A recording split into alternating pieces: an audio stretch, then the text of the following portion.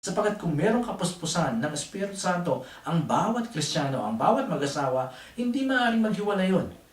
Kung ang bawat Kristiyano ay merong kapuspusan ng Espiritu Santo, hindi rin maghihiwalay yun.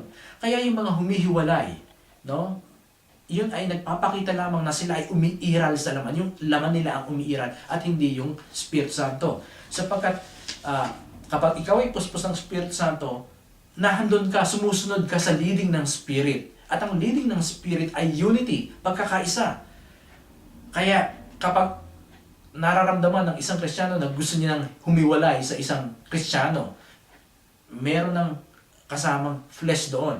Hindi ko sinasabi na hindi ka dapat humiwalay. Meron pagkakataon na humiwalay. Dito sa UK, sa grupo namin, meron akong isang Kristiyano ngayon na hindi kinakausap.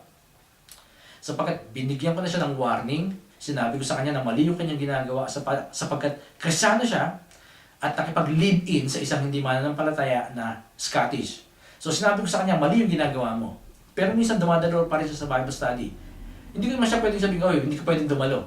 Pero ang ginagawa ko, hindi ko na siya kinakausap. Sapagkat inang sabi ng Biblia, humiwalay tayo sa mga tao na nagsasabi na sila'y Kristiyano subalit gumagawa ng karumal-dumal. Sapagkat kapag siya in-entertain ko, kinausap ko, na tumawa akong kasama niya, para kong sinasabi na okay lang ginagawa mo. Hanggat hindi siya nagsisisi sa kanyang kasalanan, hindi ko siya kakausapin ng normal. Sapagkat nagpoprotesta ako sa kanyang ginagawa. Yung ginagawa niya ay isang karumal-dumal sa mata ng Diyos. Hindi dapat yon.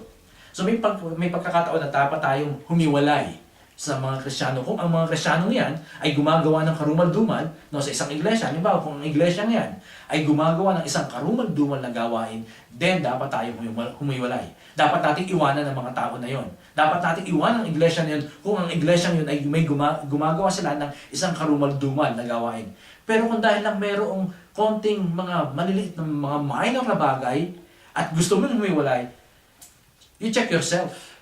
Examine mo muna yung sarili mo. Kasi, most likely, it's the work of your flesh, hindi yung work ng Spirit. Okay, so, merong Espiritu Santo, kapag tayo ay puspos ng Espiritu Santo, hindi tayo maghihiwa-hiwalay sapagkat ang Espiritu ay Spirit of Unity. The Holy Spirit of God is the Spirit of Unity.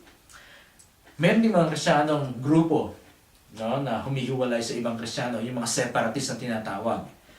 Dahil kesyo, hindi katulad ng Biblia namin ang ginagamit nyo, hindi kami sasama sa inyo. No? Merong mga Baptist, may mga grupong Baptist na ganyan, na dahil ang ginagamit nating Biblia ay NIV o kaya ay magandang balita Biblia, hindi sila nakikisama sa atin. Medyo tumataas ang kilay nila kapag nakikita nila o nalalaman nila na ang ginagamit nating Biblia ay hindi King James Version. Ito yung mga tao ng mga Kristiyano na tinatawag na King James Version only, no? KJVO, King James Version only. Ang ginagamit nila sa kanilang church ay King James. Ayaw nila sa ibang translation. At kapag merong gumamit ng ibang translation, hinihiwalay sila sa mga grupo na yon.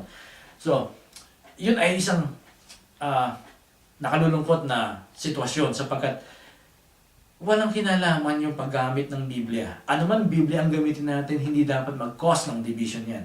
Ang dapat lang maghiwalay sa bawat Kristiyano ay ang kasalanan. Kung ang isang Kristiyano ay gumagawa ng karumal-dumal na gawain at ayaw niya magsisi, dapat ang Kristiyano ito ay humiwalay sa kanya para iprotesta yung kanyang ginagawa upang sabihin sa kanya na mali yung ginagawa mo. Pero kung Biblia lamang, hindi parehas ng Biblia, hindi parehas ng pananamit, hindi parehas ng putol ng buhok, no? Hindi parehas ng paniniwala sa makeup o kaya ay interpretasyon sa isang talata sa Biblia, hindi dapat maghiwalay ang mga Kristiyano sapagkat ang nais ng Espiritu Santo ay unity. Kaya without the Holy Spirit, there is no true unity. At mas madalas, doon sa mga tao na hindi puspos ng Espiritu Santo, sila ay mas makalaman. Mas madali silang madala ng kanilang sarili, ng kanilang sariling emosyon. Subalit, yung mga puspos ng Espiritu Santo, meron silang humility, meron silang pagmamahal, meron silang pangunawa, at sila yung lumalago sa Panginoon. So, yun yung kalagayan ng Santong Espiritu. Without the Holy Spirit, there is no salvation. Kung walang Espiritu Santo, walang kaligtasan, Kung walang Espiritu Santo, hindi tayo makapamumuhay ng buhay na nais ng Diyos na ipamuhay natin. Pangatlo, kung walang Espiritu Santo, walang tunay na pagsamba. Pang-apat, kung walang Espiritu Santo, walang tunay na paglugong espiritual. Pang-lima, kung walang Espiritu Santo, walang kapangyarihan sa paglilingkod. At pang-anim, kung walang Espiritu Santo, walang pagkakaisa, walang tunay na pagkakaisa. Pagpapatuloy natin ang pag-aaral na patungkol sa Holy Spirit. At sa susunod na pag-aaral natin, titingnan natin yung ano ba yung pagkakaiba ng paniniwala natin patungkol sa Holy Spirit na siya ay persona at yung paniniwala ng iba na ang Espiritu Santo ay parang kuryente lamang o isang kapangyarihan. So yun ang ating tatalakayin sa susunod na pag-aaral. Tayo manalangin. Ama, sa tanghaling ito, salamat po sa iyong kabutihan sa amin.